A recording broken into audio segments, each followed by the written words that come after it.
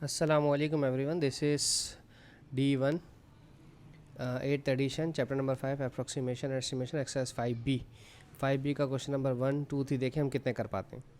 कहते हैं what is the greatest number, question number 1 की बात कर रहा हूँ, ठीक है। What is the greatest number of sweets that can be bought with $2 if each sweet cost 30 cents. अगर $2 हैं तो $2 बन जाते हैं 200 सेंट्स, ठीक है। क्योंकि $1 में 100 सेंट्स होते हैं तो $2 में 200 सेंट्स। और अब हमें चाहिए ग्रेटेस्ट नंबर, तो हम एक काम करते हैं 200 को 30 से डिवाइड करवा देते हैं। 0 0 से कैंसिल हो जाएगा। 3 के टेबल में 20 तो नहीं आता, ये हो जाएगा 3 6 18 और 2/3। तो 6 कैंडीज़ क्या है, स्वीट्स, 6 स्वीट्स खरीद सकते हैं, क्योंकि जो डेसिमल वाली हैं उसको तो हम कंसीडर ही नहीं करेंगे, ठीक है। ये बहुत छोटा सा क्वेश्चन था, इसलिए मैंने इसको डिटेल में जाने की ज़रूरत नहीं समझी। क्वेश्चन 2 की अगर हम बात करते हैं, कहते हैं suppose you are an engineer task to design a multi storey car park, the height of restriction for the vehicles entering the car park is calculated to be 2.51 meter. A sign indicating the maximum height of correct to the nearest meter is a to be placed at the entrance. What should the maximum height shown? अच्छा जी, let's say मेरे पास एक height वो एक sign board लगाना है हमने, ठीक है, इस तरह का। और जो इंडिकेटर होगा हमारा मैक्सिमम कार पार्क क्या है, the height restriction for the vehicle entering the car park to be 2.51।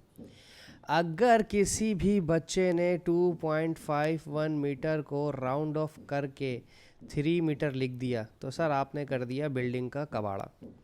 उसकी वजह यह है कि आपकी जो बिल्डिंग की जो हाइट है वो है 2.5 से कम, ठीक है।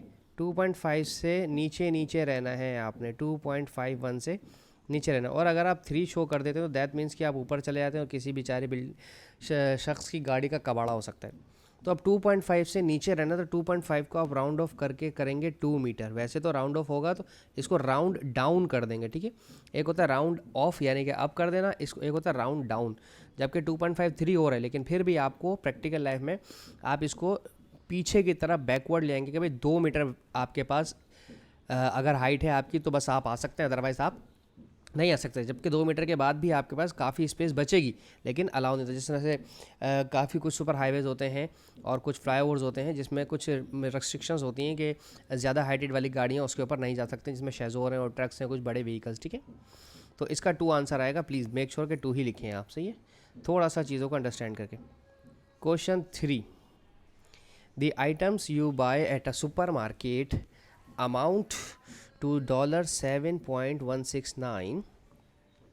After informing the cashier that you will be paying in cash, she rounds down the amount to the nearest 5 cents. ठीक है, instead of rounding the amount to the nearest 5 cents, ठीक है। राउंड ऑफ नहीं करना, round down करना है। देखो समझो मेरी बात, गौर से सुनो।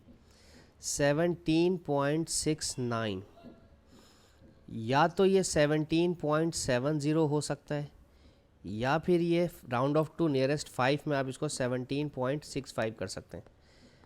अब बेसिकली अगर आप शॉपकीपर के पास जाते हैं तो वो 17 पॉइंट अगर कुछ भी अमाउंट होती है तो उसको राउंड ऑफ नहीं करता, ठीक है। जिसे आप कहते हैं यार चलो मुनासिब कर लो, ठीक है, वो राउंड डाउन करता है वैल्यू को। तो इसमें क्या है, what is the difference between the rounding down, ये इसका ये डिफरेंस है कि आप किसी भी शख्स को अगर बोलेंगे ना भाई आपके कम पैसे बन रहे हैं आप ज़्यादा पैसे दे दो, तो वो गुस्सा करेगा। हाँ, अगर कम पैसे बन रहे हैं और आप मज़ीद कम कर दें तो खुशी खुशी जाएगा। लेकिन आप पाकिस्तान के पेट्रोल पम्प्स में होते हैं, तो अगर हम पेट्रोल के अंदर अपना पेट्रोल डलवाते हैं 952 हो जाता है, ठीक है, तो वो हमसे कभी भी 950 रुपीज़ चार्ज नहीं करता। पता है क्या करता है, इसको इंक्रीज़ करके 960 कर देगा, ठीक है, या 959 पर रोक देगा और 959 के बजाय हमसे पूरे 960 रुपये लेगा, +1 हमसे एक्स्ट्रा लेगा, ठीक है। ये पाकिस्तान में होता है, बाकी दुनिया में जो है ना छोड़ देते हैं, माफ़ी होती है वहाँ पे। तो राउंड ऑफ करके 17.69 को राउंड ऑफ करके $17.65 कर देंगे आप, ठीक है, राउंड ऑफ टू नियरेस्ट 5 में करके, ठीक है। ये इसका तरीकाकार होता है, क्योंकि 70.70 करेंगे तो आपको एक्स्ट्रा क्यों पैसे देगा। अच्छा, why does the cashier round down the amount to the nearest 5 instead of rounding off. जाहिर सी बात है, अब ये इसका रीज़न वैसे खैर स्टेटमेंट तो इसका ये लिखना होता है, it's better to round down the value for the customer instead of round off the values, क्योंकि राउंड ऑफ में आपको ज़्यादा पैसे देने पड़ेंगे, राउंड डाउन के अंदर आपको कम पैसे देने पड़ेंगे। डिस्काउंट कहते हैं, आपको डिस्काउंट दे देते हैं, ठीक है।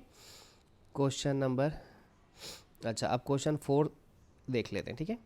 द एरिया, इसको हम अलग पेज पर ले जाते हैं, ठीक है। हमें इसकी ज़रूरत पड़ेगी, इसकी स्पेस चाहिए मुझे थोड़ा सा।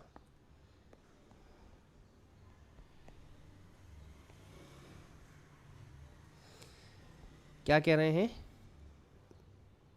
The area of a square is 264। Area कितना है? 264 सेंटीमीटर स्क्वायर। लेंथ मालूम करनी है और पेरीमीटर मालूम करना है। अगर पहले ऑप्शन में लेंथ मालूम करनी है तो एरिया ऑफ स्क्वायर का फॉर्मूला क्या होता है, ठीक है? क्या होता है सोचें ज़रा।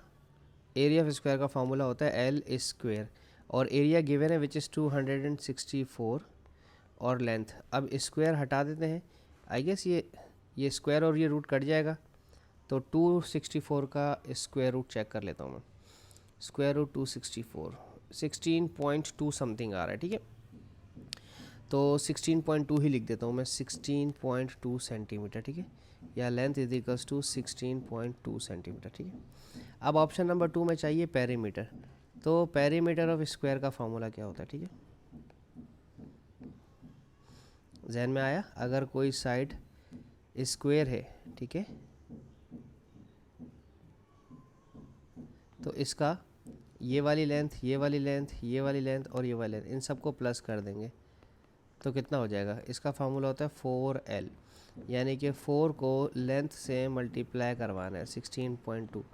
4 2 8 और 16 4 64, 64.8, ठीक है। तो ये सेंटीमीटर है, इसको राउंड ऑफ कर दें 65 सेंटीमीटर पे, सही है। ये हमारा इस तरह से हो जाएगा। अच्छा, अब देखते हैं क्वेश्चन नंबर 5। आप वापस चले जाइए। क्वेश्चन 5 में क्या पूछा है इसको भी देख लेते हैं, बिल्कुल सेम इसी की तरह का है, तो एक जैसे क्वेश्चन दोनों तरफ हमारे हो जाएंगे।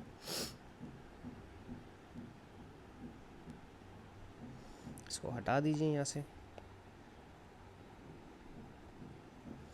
Okay, the area of a rectangle. अब इसमें एरिया ऑफ रेक्टेंगल दे दिया, ठीक है। रेक्टेंगल शेप आपको पता है कुछ इस तरह से होती है, ठीक है। एरिया दिया है आपको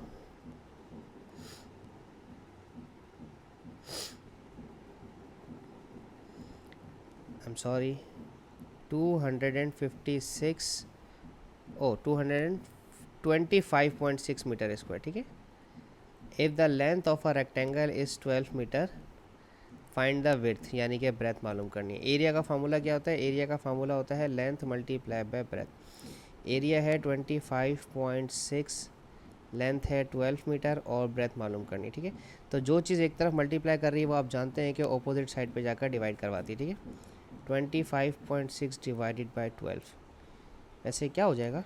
12 1 12, 12 2 24, 1 कैरी गया तो 16, फिर 12 1 12, 4 बचा, 12 3 36, 2.13, फिर भी चेक कर लेते हैं। 25.6 और 12, 25.6 और 12, 21.33, 21.33, तो हम इसको 21.3 लिख देते हैं और राउंड ऑफ टू 3 सिग्निफिकेंस लिख देते हैं कि 3 सिग्निफिकेंस पे इसको मैंने राउंड ऑफ कर दिया।